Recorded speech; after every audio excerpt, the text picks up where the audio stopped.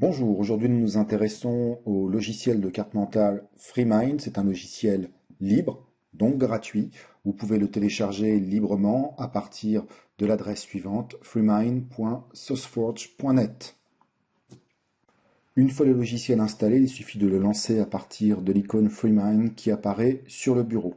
La fenêtre du logiciel apparaît avec le point de départ de ma nouvelle carte mentale, dont je vais bien entendu changer le titre, puisque nous allons ici élaborer une carte sur population et développement durable. Il suffit pour cela de cliquer sur la bulle et puis de modifier le texte pour l'éditer. De ce nœud principal vont découler un certain nombre de nœuds fils, c'est-à-dire de niveau inférieur. Je clique droit sur la bulle, nouveau nœud comme fils de la sélection. La leçon a commencé par une étude de cas sur population et développement durable en Inde. Puis, deuxième partie, clic droit sur le nœud principal, nouveau nœud fils de la sélection. La seconde partie était sur population mondiale et développement durable. Et nous avons terminé par une troisième partie sur les fronts pionniers. Pour insérer cette troisième branche, je peux soit cliquer sur le nœud de départ et j'insère un nouveau nœud fils, soit cliquer sur les nœuds inférieurs et pour insérer un nœud de niveau équivalent, clic droit, nouveau nœud frère, après la sélection ou avant la sélection, suivant l'endroit où je souhaite le mettre. Donc, en 3, les front pionnier.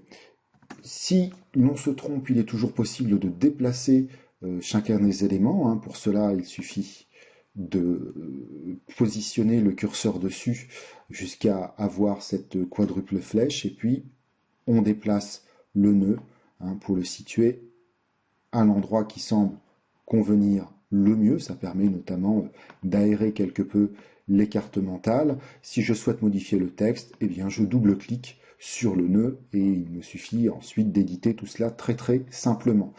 Pour insérer encore un niveau de nœud inférieur, hop, je choisis EDC, population et développement durable en Inde, clic droit, même stratégie que tout à l'heure, nouveau nœud comme fils de la sélection. La question était comment la population indienne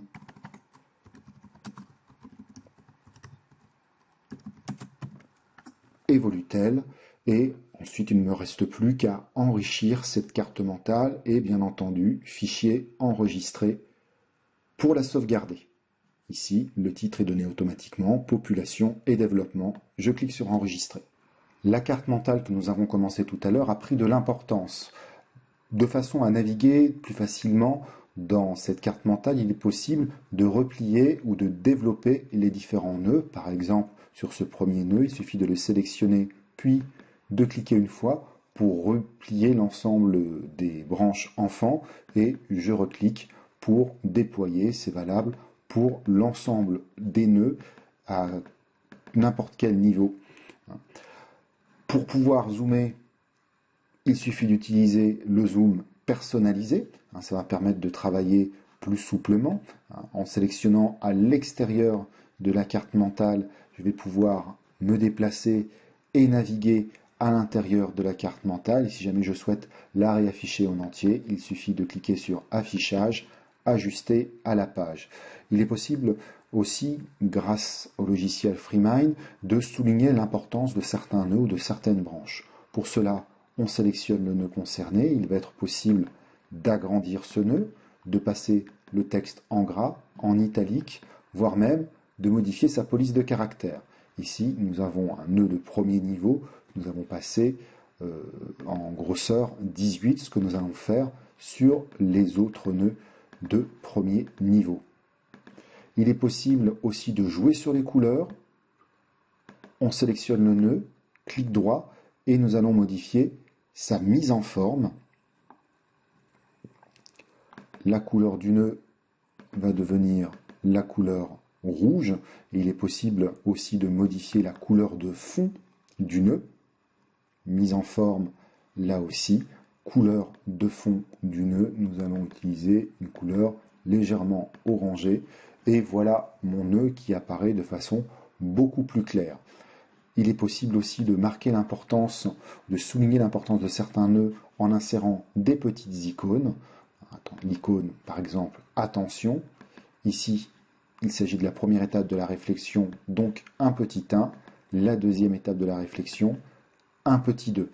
Il faut toujours être très très vigilant au moment de l'élaboration d'une carte mentale sur sa présentation générale, puisque si je souhaite imprimer cette carte mentale, il faut qu'elle soit lisible. Donc il faut faire attention à ne pas trop l'étaler sur la page. Et pour cela, ne pas hésiter à déplacer les branches. Il suffit de positionner le curseur juste au début du nœud et vous voyez une quadruple flèche qui apparaît avec un point rouge.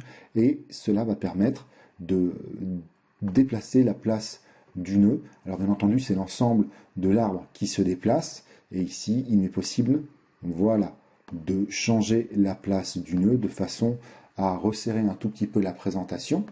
Si je souhaite faire apparaître une cohérence et un lien entre l'ensemble de ces nœuds de façon un peu plus visuelle, il est possible d'entourer l'ensemble de ces nœuds à l'intérieur d'une bulle. Je sélectionne le nœud de départ et j'entoure l'ensemble de cette partie. Bien entendu, là encore, il est possible de tout paramétrer à l'aide des mises en forme. Et nous allons, dans la mise en forme, changer la couleur de ce nuage avec une couleur jaune. Ce que nous allons faire aussi, alors faisons apparaître un nuage sur ce deuxième élément et faisons désormais, changeons la couleur de ce nuage en orange. Pour imprimer, je ne saurais trop vous conseiller tout d'abord d'exporter au format PDF, fichier, exporter en PDF. Faites attention à l'endroit où vous enregistrez votre document. Ici, j'écrase un document qui existait déjà sur mon bureau. Je valide la boîte de dialogue et voici mon exportation. On se rend véritablement compte qu'il faut être très très vigilant quant à la grosseur des caractères et quant à la présentation de la carte mentale pour que l'ensemble des éléments puissent être calés sur la page. Pour les personnes qui souhaitent gagner un peu de temps, je leur conseille d'utiliser la mise en forme automatique, rien de plus simple. Je sélectionne dans le menu mise en forme et mise en forme automatique et ma carte mentale s'organise de façon tout à fait naturelle avec des branches qui s'affinent au fur et à mesure que l'on avance dans la carte mentale et des couleurs qui varient en fonction du niveau du nœud. Cela permet d'affiner et d'optimiser un peu la présentation de la carte mentale et cela sans y passer trop de temps. Alors bien entendu, cela ne dispense pas d'un travail un peu d'affinage pour personnaliser cette présentation. Dernier élément que nous aborderons à propos de ce logiciel FreeMind, les logiciels de carte mentale sont des logiciels qui sont faits pour être utilisés au clavier. Ça rend leur utilisation beaucoup plus souple, beaucoup plus rapide et beaucoup plus pratique à partir de l'élément central. Pour insérer un nouveau nœud, il suffit d'appuyer sur Entrée. Ensuite, pour insérer des nœuds frères, Entrée fonctionne à nouveau.